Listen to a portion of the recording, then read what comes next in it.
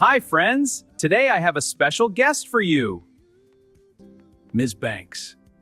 Thank you, Mr. Carlos. Hello, my sweet friends. I'm Ms. Banks.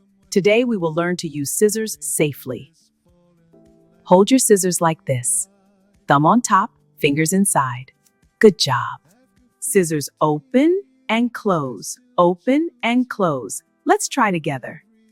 Scissors open and close. Open and close. We only cut paper.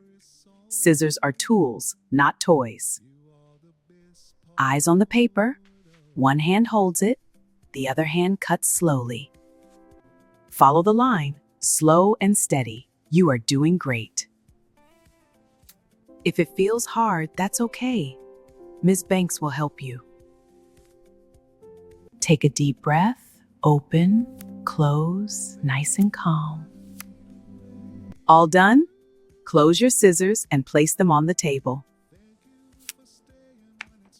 I am so proud of you. Every little cut is a big success.